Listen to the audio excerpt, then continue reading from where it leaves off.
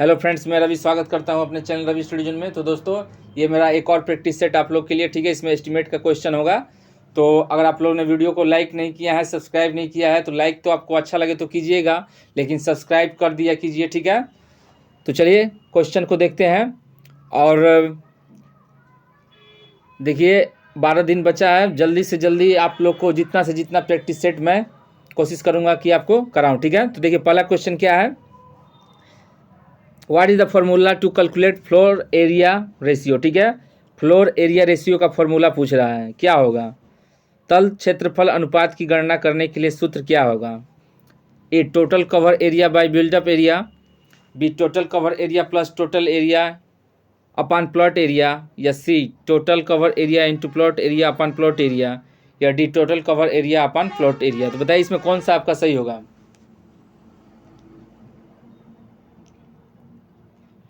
To calculate floor area ratio,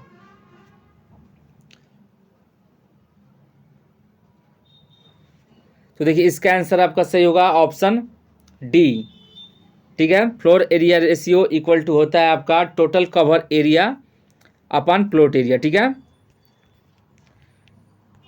देखिए floor area ratio equal to total cover area upon plot area, ठीक है।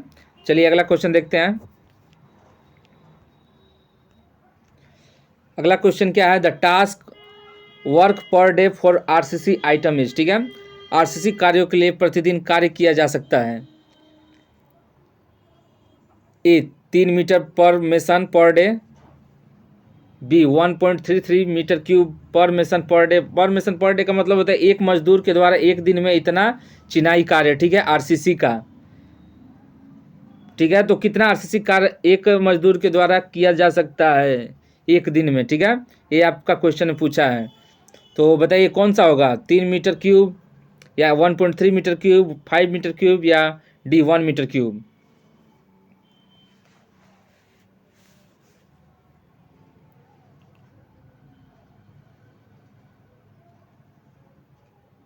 तो देखिए इसका आंसर होगा आपका ऑप्शन ए, ठीक है। 3 metre cube per mason per day, ठीक है। देखिए ये आपका आरसीसी कार्य के लिए बोला था।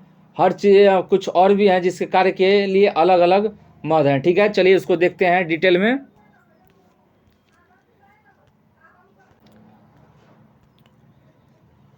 देखिए आपका मद है आरसीसी के लिए 3 मीटर क्यूमेक, ठीक है। आरबी के लिए आप 1 CUM क्यूमेक, ये आपका CC है सीमेंट कंक्रीट।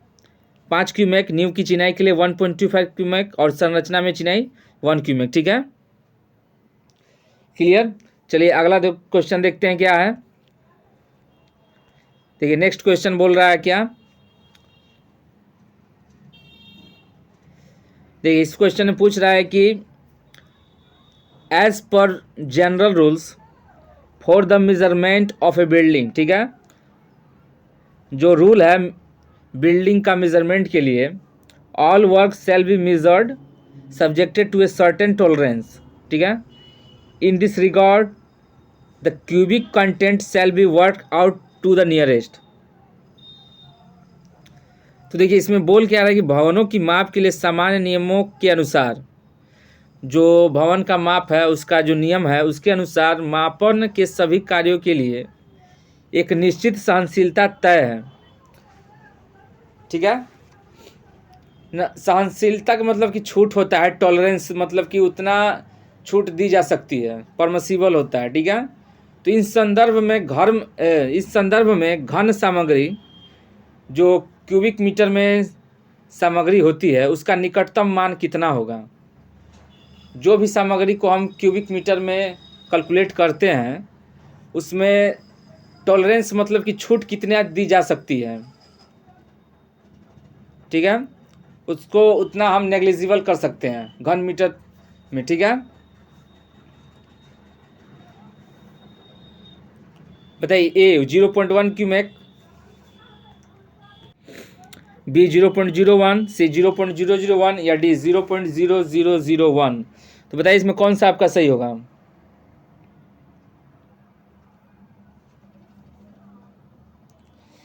देखिए ध्यान दीजिएगा आपका क्वेश्चन में क्यूबिक कंटेंट, ये पॉइंट आपको ध्यान देना है, क्यूबिक कंटेंट का पूछा है। कौन सा आपका सही होगा?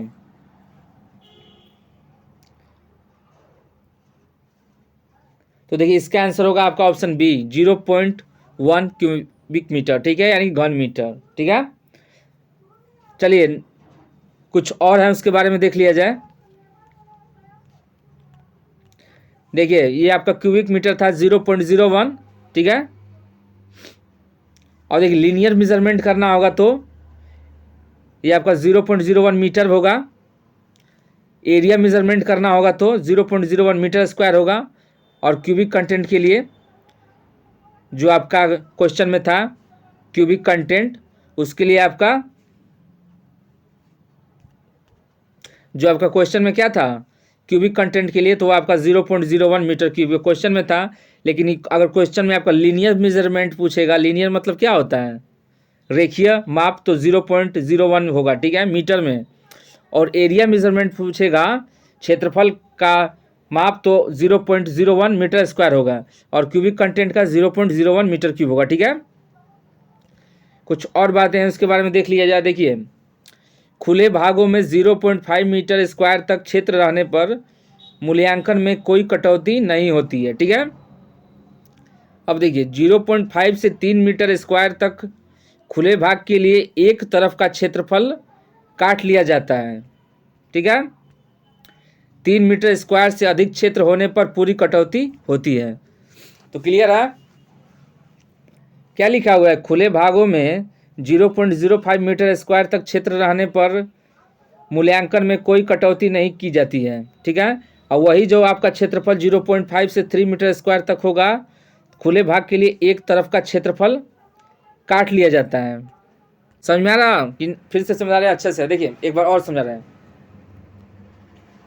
0.5 मीटर स्क्वायर, इससे कम रहेगा तो इसको नेग्लिजिबल कर दिया जाएगा, कोई कटौती नहीं होगा कुछ, ठीक है। उसको नेग्लिजिबल कर दिया जाए, उसको परमिसिबल कर दिया जाए, ठीक है, उसको काउंट नहीं करेंगे। लेकिन वही आपका 0.5 से लेकर 3 मीटर स्क्वायर के बीच रहेगा, ठीक है, तो हम एक तरफा क्षेत्रफल काट लिया जा सकता है, ठीक है। और वही जब 3 मीटर स्क्वायर से अधिक होने पर पूरी कटौती की जाएगी, ठीक है। चलिए आगे देखिए,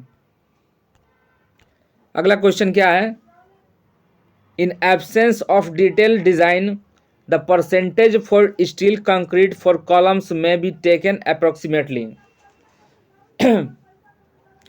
तो देखिए इसमें क्या बोल रहा है कि विस्तृत डिजाइन के अभाव में कॉलम के लिए स्टील कंक्रीट का प्रतिशत लगभग कितना लिया जा सकता है, ठीक है। अब देखिए इसमें यह बोल रहा है in absence of detail design, ठीक है। अब हम डिटेल विस्तृत डिजाइन करते हैं, ठीक है, sorry, in absence of detail design मतलब कि हमें डिज़ाइन करना है लेकिन उसका प्रतिशत जो एब्सेंस है, पूरा डिटेल हमें पता नहीं है उस चीज़ के बारे में। देखिए फिर से बता रहा हूँ, in absence of detail design मतलब कि हमें कोई चीज़ डिज़ाइन करना है, स्टील डिज़ाइन करना है, लेकिन उसका पूरा डिटेल हमें पता नहीं है, ठीक है, विस्तृत डिज़ाइन के अभाव में, ठीक है। उस स्टील का डिज़ाइन है लेकिन उसका अभाव है, मतलब कि उसके डिज़ाइन को हम पूरा तरह से डिज़ाइन विस्तृत रूप से नहीं किया गया है। में कॉलम के लिए स्टील कंक्रीट का प्रतिशत लगभग कितना लिया जा सकता है, ठीक है। 0.7% से 1%, 1% से 2%, या सी 1% से 5%, या डी 0.5 से 8%, 0.8%।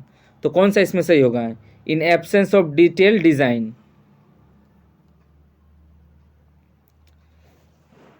कौन सा आपका सही होगा? इसमें देखिए इसमें आपका सही होगा ऑप्शन सी, ठीक है, 1 से 5% होगा। देखिए भारतीय मानक IS 456/2000 के अनुसार प्रबलित कंक्रीट स्तंभ के न्यूनतम प्रबलन यानी कि मिनिमम रेनफोर्समेंट की मात्रा 0.80% तथा अधिकतम प्रबलन मैक्सिमम रेनफोर्समेंट 6% डाला जाता है, ठीक है। RCC की बात कर रहा, किंतु कंक्रीट डालने पर कठिनाई के कारण इसकी मात्रा 4% से अधिक नहीं डाली जाती है। ठीक है। और देखिए विस्तृत अभिकल्पन के अभाव, मतलब कि डिटेल उसका डिजाइन के बारे में कुछ डिटेल नहीं पता है हमें। ठीक है। उसके अभाव में, उसके एब्सेंस में कॉलम का इस्पात की मात्रा 1 से 5% के बीच में मापा जाता है। ठीक है। नोट में क्या लिखा गया, स्तंभ में 12 mm से कम व्यास की छड़ें मुख्य इस्पात के रूप में प्रयोग नहीं की जाती है। ठीक है।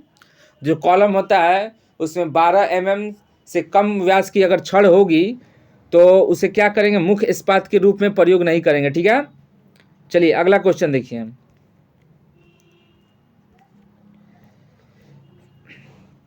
अगला क्वेश्चन क्या है, what is the density of the mild steel in quintal पर क्यूबिक मीटर। ठीक है। मृदु इस्पात का घनत्व क्विंटल प्रति घन मीटर में क्या होगा, बताइए इसमें कौन सा आपका सही होगा।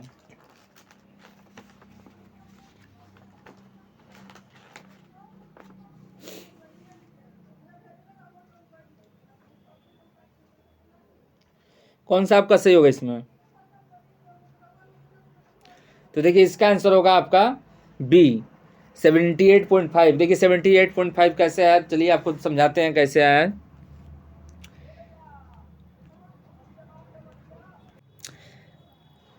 देखिए आपका माइल्ड स्टील का वेट दिया है 7,850 kg पर मीटर क्यूब। ठीक है।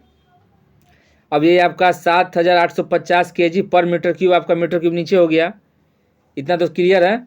पर का मतलब नीचे होता है तो मीटर क्यूब नीचे हो गया। ठीक है।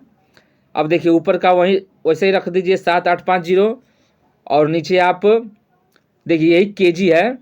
केजी को जब आप क्विंटल में चेंज कीजिएगा तो 1000 में डिवाइड होगा। ठीक है।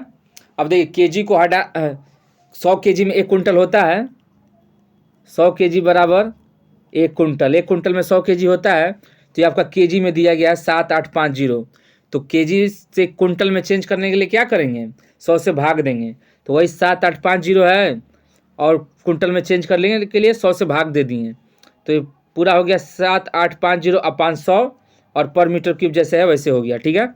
अब देखिए इसी को आप जब काट दीजिएगा तो काट दीजिए या फिर डेसिमल को कन्वर्ट कर दीजिए तो आपका हो जाएगा 7,8.5 यानी कि 78.5। क्विंटल में चेंज हो गया तो क्विंटल का क्यू हो गया, और मीटर क्यूब नीचे है तो इसको पर लगाकर ऊपर कर सकते हैं। ठीक है। तो 78.5 क्विंटल पर मीटर क्यूब आपका हो जाएगा, यही आपका दिया गया है। ठीक है। अब स्टील के बारे में कुछ और पॉइंट है, जैसे कि देखिए माइल्ड स्टील जो होता है उसका लीनियर एक्सपेंशन यानी कि रेखीय प्रसार गुणांक जो होता है 1.2 × 10⁵ डिग्री सेल्सियस होता है। ठीक है। यंग मॉडुलस का जो होता है माप वो आपका होता है 2.04 × 10⁵ टू 2.18 × 10⁵ न्यूटन पर mm², ये आपका यंग मॉडुलस होता है। ठीक है। क्लियर, नहीं क्लियर तो आप इसको रट जाइए। ठीक है। चलिए अगला क्वेश्चन देखिए। अगला क्वेश्चन क्या है, which one is the correct option for the dam proof course. ठीक है। डीपीसी यानी कि डैम प्रूफ कोर्स के बारे में कौन सा करेक्ट ऑप्शन है होगा। ठीक है। बताइए इसमें कौन सा ऑप्शन करेक्ट होगा।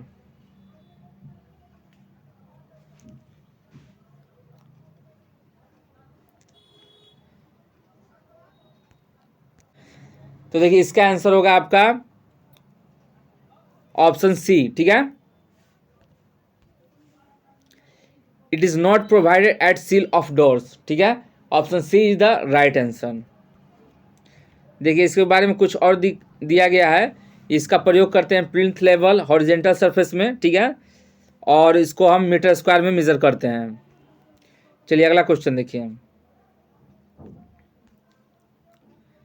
अब बताइए इसमें क्या सही होगा।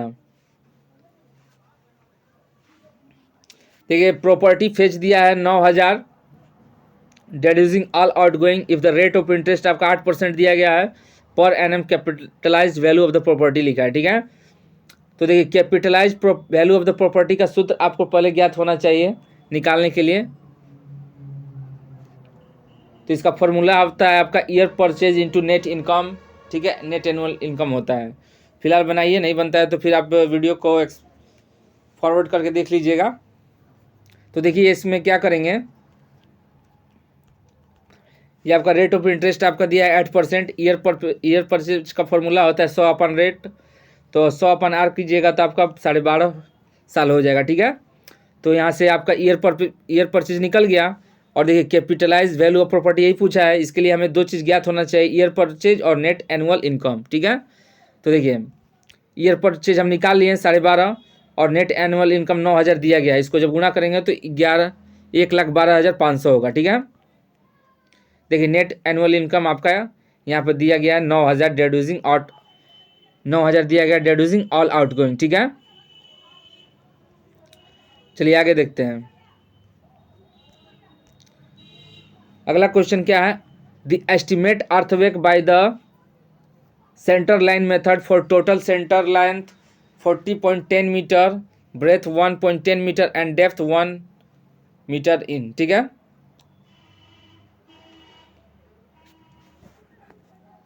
बताइए इसमें क्या सही होगा आपका। तो देखिए इसका आंसर होगा आपका ऑप्शन डी, ठीक है। देखिए इसमें estimate earthquake bye centre line method का फॉर्मूला यूज कर निकालना है, ठीक है। तो उसका सूत्र होता है आपका, देखिए ये तीनों आपके दिए गए हैं, लेंथ ब्रेथ और डेप्थ आपका क्वेश्चन में दिया गया है। और डायरेक्ट सेंटर लाइन मेथड का फॉर्मूला लगा दीजिए, लेंथ ब्रेथ और डेप्थ, तो आपका इतना हो जाएगा 44.11 मीटर क्यूब, जो कि आपका ऑप्शन है डी, ठीक है। और देखिए लेंथ ब्रेथ और डेप्थ आपका दिया है क्वेश्चन में, तो निकाल लीजिएगा। चलिए अगला क्वेश्चन देखते हैं। अगला क्वेश्चन क्या है, if the rate of interest 6% per annum then the year purchase, ठीक है। ईयर परचेज का फॉर्मूला क्या बताता है, 100/रेट, ठीक है। तो ईयर परचेज इक्वल टू क्या होगा, 100/रेट। तो 100/रेट, तो 100 आपका पता है, 100 लिख दीजिएगा, रेट अपन 6 होगा। तो 100 में जब 6 से भाग दीजिएगा तो आपका कितना आ जाएगा, कौन सा होगा आपका, देख कौन सा सही होगा। तो देखिए आपका सही हो जाएगा ऑप्शन डी 16.67, ठीक है। देखिए हम सॉल्व कर दिए हैं। रेट है 6%, ईयर परचेज निकालने के लिए 100/R कीजिएगा, इसको जब कट कीजिएगा तो 16.67 हो जाएगा। Option D is the right answer. चलिए आगे देखते हैं नेक्स्ट क्वेश्चन क्या है।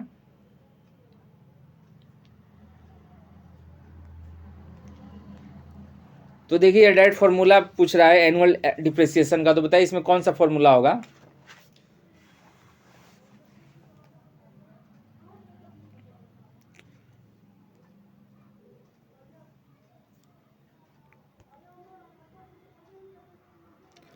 तो देखिए इसमें आंसर होगा आपका ऑप्शन बी, ठीक है। D is the right answer, B is the right answer. इस फॉर्मूले को याद कर लीजिएगा। देखिए आपका सब दिया गया है, सी आपका ओरिजिनल कॉस्ट है, एस आपका स्क्रैप वैल्यू है, डी आपका एनुअल डिप्रेशन है, ठीक है। एन आपका क्या है, life of the property in year है, सब दिया गया है, ठीक है। ये फॉर्मूला है, इसको रट जाइए। चलिए आगे देखते हैं नेक्स्ट क्वेश्चन क्या है। देखिए नेक्स्ट क्वेश्चन क्या बोला, estimate the quantity of plastering to face, ठीक है। प्लस्तरा करना है आपको दोनों फेस का, ठीक है। दीवार का ही प्लस्तरा करना होगा, या फिर ज़मीन का प्लस्तरा तो नहीं करेंगे क्योंकि टू फेस बोला है, दीवार ही करना होगा। हाँ दीवार लिखा हुआ है, थिक वाल, ठीक है। जिसका लेंथ आपका 4 मीटर है, हाइट आपका 3 मीटर है और मोटाई आपका 30 सेंटीमीटर दिया गया है। तो बताइए इसमें आपका एस्टिमेट करना है क्या होगा, आकलन करना है कितना हमको प्लस्तरा करना होगा, क्या होगा इसमें सही। तो देखिए इसको कैसे किया जाए इस क्वेश्चन को। तो देखिए प्लस्तरा हमें करना है, लेंथ हाइट दिया है, लेंथ आपका दिया है 4 मीटर, ठीक है। हाइट दिया है आपका 3 मीटर, मान लीजिए आपकी ठीक है, ये है लेंथ आपका दिया है 4 मीटर और हाइट दिया है आपका 3 मीटर, ठीक है। तो ये आपका 4 हो गया लेंथ और हाइट हो गया 3। मान लीजिए इसको फॉर्मूला लगा देते हैं हम रेक्टेंगुलर का मान के, तो लंबाई 4 है और चौड़ाई 3 है, तो कितना एरिया हो जाएगा, 4 × 3 12 मीटर स्क्वायर, ठीक है। 12 मीटर स्क्वायर हमको एरिया करना है, ठीक है। अब इसमें बोला क्या है, टू फेस मतलब कि दोनों करना है, तो एक ओर का 12 मीटर स्क्वायर, तो दोनों ओर का कितना हो जाएगा 24 मीटर स्क्वायर। तो ऑप्शन कौन सा सही हो जाएगा, ऑप्शन सी आपका सही हो जाएगा। ठीक है, अब आपके दिमाग में एक पॉइंट आ रहा होगा, राइज कर रहा होगा एक प्रॉब्लम कि सर ये 30 सेंटीमीटर दिया है, इसका क्या यूज है, क्या है, समझ में नहीं आ रहा।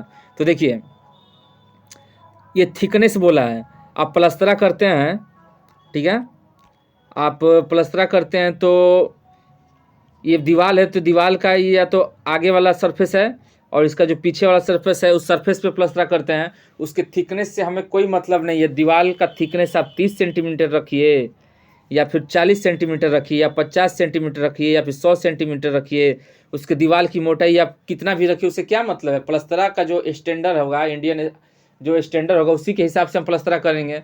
उसके मोटाई, जो दीवार की मोटाई कितना भी हो, उससे क्या मतलब होता है। ठीक है, समझ में आ रहा है। दीवार की मोटाई आप कितना, मान लीजिए इतना मोटा दीवार है, फिर भी जो प्लस्तरा होगा, प्लस्तरा आप इतना ही कीजिएगा, ठीक है, दोनों फेस का करना होगा। और इतना मोटा दीवार है फिर भी आप प्लस्तरा कितना कीजिएगा, इतना ही कीजिएगा। तो इसलिए इसमें थिकनेस का कोई मतलब नहीं रहता, इसमें सिर्फ आपको लंबाई चौड़ाई से मतलब होता है। दोनों फेस का बोला है तो हम दुगना कर दिए तो 24 हो जाएगा आपका, ऑप्शन सी। ठीक है, option C is the right answer. चलिए आगे देखते हैं नेक्स्ट क्वेश्चन क्या है। देखिए आपका सॉल्यूशन मैंने अच्छे से लिख दिया है, लेंथ आपका और हाइट दिया है, एरिया निकल जाएगा एक फेस का, और तो दोनों फेस करना है तो 24 हो जाएगा। ठीक है, और बता ही दिए हैं थिकनेस से कोई मतलब नहीं होता। प्लस्तरा भाई अब नॉर्मली दीवार है, दीवार में आपको प्लस्तरा करना है तो दीवार की मोटाई से कोई मतलब होता है, नॉर्मली भी ऐसे सोच सकते हैं। ठीक है, तो इसमें फिलहाल आपका 24 मीटर स्क्वायर सही होगा। चलिए अगला क्वेश्चन देखते हैं। तो दोस्तों ये मेरा लास्ट क्वेश्चन था, ये आपको पीडीएफ का लिंक प्रोवाइड कर दिया जाएगा इसके थ्रू। ठीक है, नहीं क्वेश्चन अभी और है लेकिन अगले वीडियो में मिलेगा आपको। ठीक है, तो देखिए इसमें आपको 28 दिसंबर से 28 जनवरी तक का पीडीएफ मिल जाएगा। 99 रुपये पे करना होगा, इससे हमारा व्हाट्सअप नंबर है, फ़ोन पे या गूगल पे कर सकते हैं। ठीक है, तो चलिए मिलते हैं एक नए वीडियो के साथ कल। धन्यवाद।